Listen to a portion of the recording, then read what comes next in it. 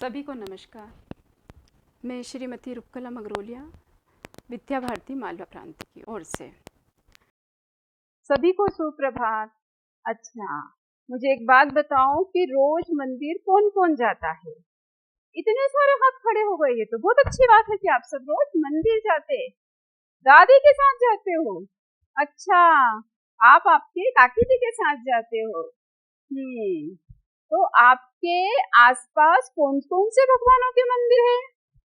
राम जी का भी है और गणेश जी का भी है, शंकर भगवान का भी है। बहुत अच्छा। जहाँ आप रहते हो क्या आपको वहाँ पता है कितने मंदिर है? एक है, दो है, तीन है या चार है? ओ, 5 मंदिर है। बहुत अच्छी बात। 5 मंदिर भी है, 4 भी है, 3 ही मंदिर है। अच्छा अच्छा। अब हमको ये पता लगाना है कि मध्य प्रदेश में सबसे ज्यादा मंदिर कौन से स्थान पर है? आप में से कौन बताएगा?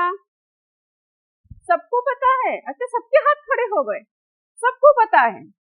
चलो एक ही स्वर में बताओ फिर कि सबसे ज्यादा मंदिर कौन से स्थान पर है?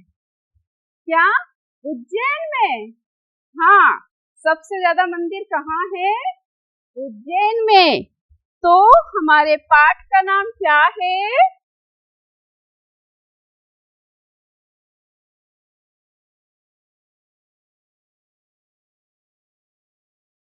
उज्जैनी।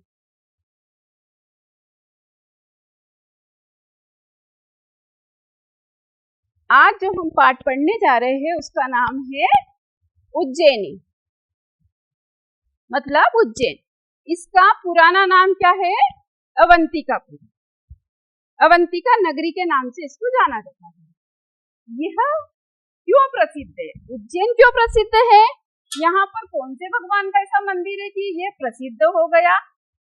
इसका महाकाल बाबा का। हाँ, उज्जैन में बाबा महाकाल का मंदिर है जो कि 12 ज्योतिर्लिंगों में से एक ज्योतिर्लिंग भी है।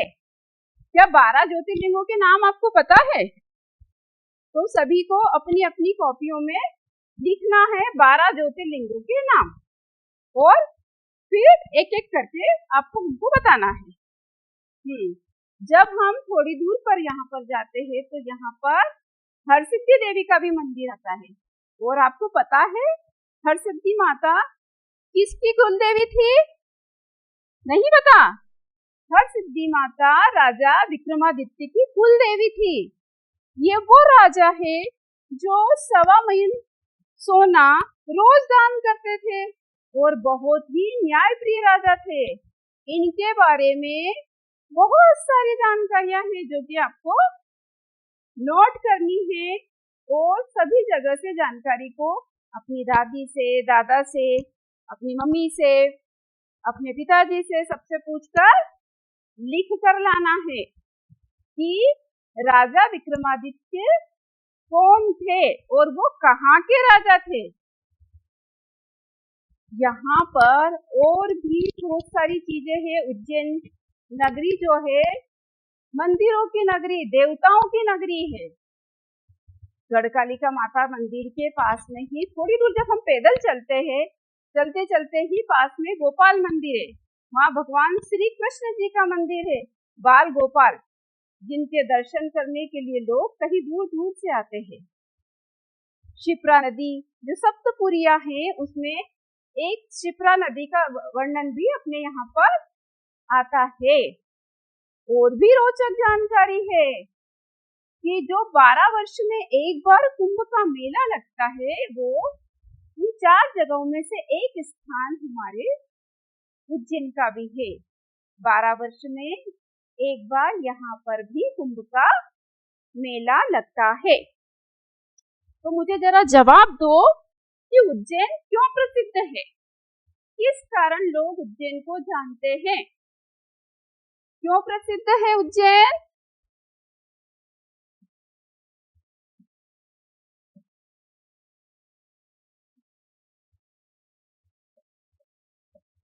महाकाल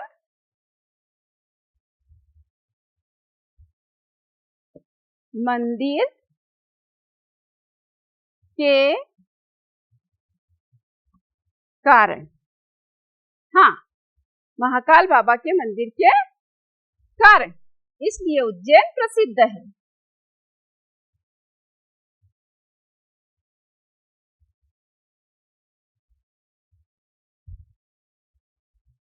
और 12 वर्षों में एक बार यहाँ पर कुंभ का मेला लगता है।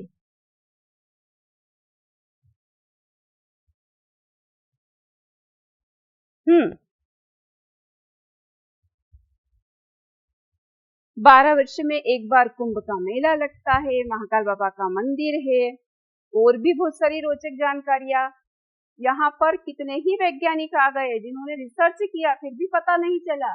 ये बहुत आध्यात्मिक बातें हैं, और ये पूरी नगरी ही आध्यात्मिक नगरी है, जिसके कारण उज्जैन का नाम जगह जगह कई दूर दूर तक फैला हुआ है। हाँ, तो आप सबको ये जानकारियां होना चाहिए। भगवान श्री कृष्ण, बलराम और सुदामा तीनों की शिक्षा स्थली भी उज्जैन रही है। सांदीपनी आश्रम में उन्होंने शिक्षा ग्रहण की है।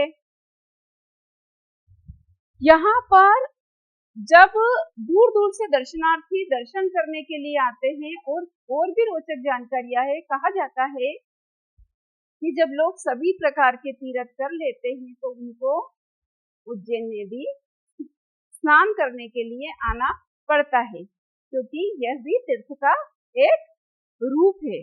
यहाँ पर एक वेधशाला भी है।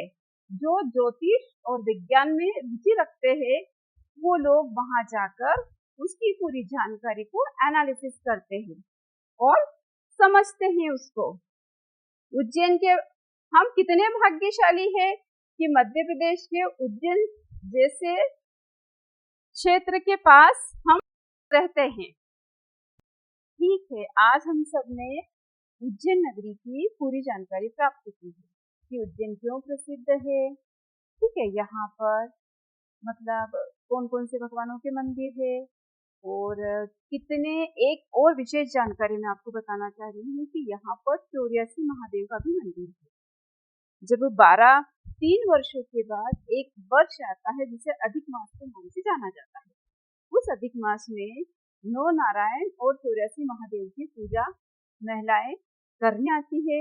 ये उज्जैन नगरी बहुत ही धार्मिक नगरी है, और कई दूर दूर से लोग यहाँ पर स्नान करने आते हैं, बाबा महाकाल के दर्शन करने आते हैं। तो अब हम सभी यहाँ पर अपने अपने घर से आप लोगों को कुछ कार्य में दे रही हूँ, जिसे आपको कर लेके आना है। उज्जैन नगरी, पहला प्रश्न है, आप नोट डाउन करो उसको, देखो सभी। उज्जैन नगरी क्यों प्रसिद्ध है? राजा विक्रमादित्य के दरबार में 9 रत्नों के नाम लिखे। कौन कौन से 9 रत्न है? और एक और प्रश्न मेरा रहेगा, उज्जैन में कौन सी नदी है? 12 वर्षों में कौन सा मेला का आयोजन उज्जैन नगरी में किया जाता है? ये सभी प्रश्नों के उत्तर कल आपको लिखकर लाना है और हमको बताना है। ठीक है।